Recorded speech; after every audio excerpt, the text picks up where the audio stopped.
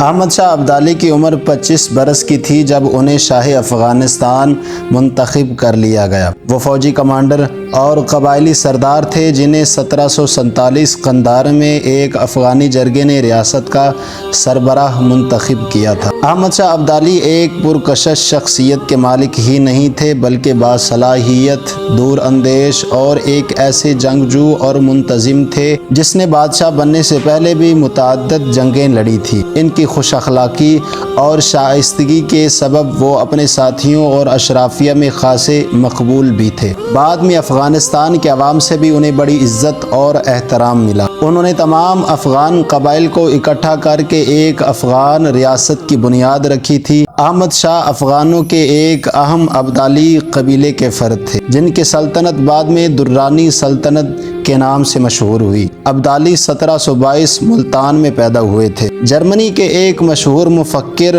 اور مؤرخ Frederick angles نے 1857 میں اپنی کتاب جنگ افغانستان میں اس ملک کا جغرافیہ، حالات اور واقعات بڑی تفصیل کے ساتھ درج کیے ہیں، جس میں وہ لکھتا ہے کہ افغانستان فارس اور ہند کے درمیان میں ایشیا کا ایک وسیع ملک ہے۔ دوسری جانب سے یہ ہندو کش کے سلسلے اور بحر ہند کے درمیان میں پڑتا ہے۔ اس کے صوبہ جات میں فارس کا صوبہ خراسان، کشمیر اور سندھ کے بعض علاقے شامل ہیں، جبکہ پنجاب کے بعض علاقہ جات میں سے کچھ علاقے بھی اس کی سلطنت میں شامل ہیں۔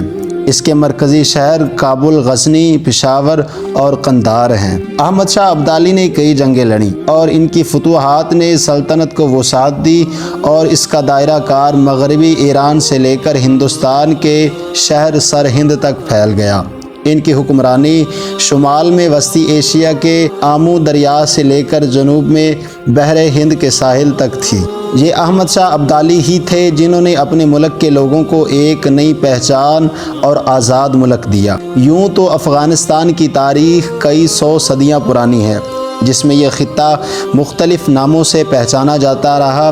16ویں صدی سے 18ویں صدی عیسوی تک یہ ریاست کئی حصوں میں تقسیم ہو چکی تھی، جسے احمد شاہ ابدالی کے دور میں 18ویں صدی کے وسط میں ایک ملک کے طور پر ابھرنے کا موقع ملا، اور یہی وجہ ہے کہ احمد شاہ ابدالی بابائے افغان کہلائے۔ عام طور پر لوگ انہیں احمد شاہ بابا بھی کہتے ہیں۔ تاریخ بتاتی ہے کہ اس ملک پر ایرانی، یونانی اور منگولوں کے بعد جب انگریزوں اور روسیوں نے قبضہ کرنا چاہا تو انہیں سخت مزاحمت اور شدید لڑائی کا سامنا کرنا پڑا، اور افغانوں نے کبھی بھی غیر ملکی تسلط کو قبول نہیں کیا۔ احمد شاہ ابدالی کا دور حکومت 25 برسوں پر محیط ہے، جس میں انہوں نے ایران، نادر شاہ کے زیر نگین علاقوں پر درانی سلطنت قائم کی۔ نادر شاہ کو قتل کر دیا گیا تھا اور احمد شاہ ابدالی، جو نادر شاہ کی فوج میں کمانڈر تھے، افغانستان کے بادشاہ منتخب ہو گئے۔ احمد شاہ ابدالی کی موت کے بعد ان کی اولاد نے اقتدار سنبھالا تھا۔ احمد شاہ ابدالی کا ذکر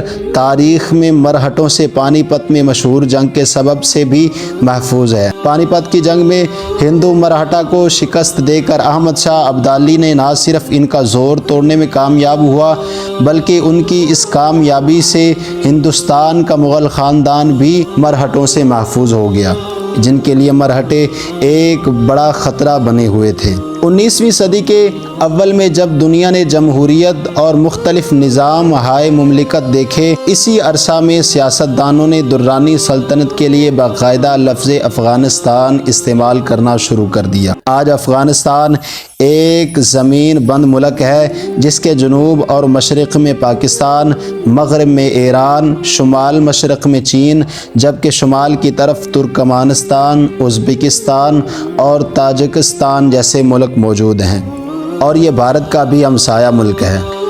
احمد شاہ ابدالی کا مقبرہ افغانستان کے مشہور شہر قندھار میں واقع ہے۔ مقامی اور غیر ملکی مؤرخین نے بھی اس کے دور حکومت اور بطور بادشاہ کارناموں کو اچھی تعریفوں کے ساتھ سراہا ہے۔ ایک ہندوستانی مؤرخ گنڈا سنگھ کی انگریزی زبان میں لکھی گئی کتاب احمد شاہ ابدالی درانی جدید افغانستان کے معمار میں لکھا ہے کہ احمد شاہ ابدالی نے اپنی پوری زندگی ملک کی بہتری کے لیے وقف کر دی تھی، اور وہ آج بھی افغان لوگوں کے دلوں میں زندہ ہیں۔ اتنا ہی نہیں، جنوبی اور سنٹرل ایشیا کے مسلمانوں کی بڑی تعداد ان کا نام اب بھی ادب سے لیتی ہے۔ احمد شاہ ابدالی 1773 میں اس دار فانی سے کوچ کر گئے۔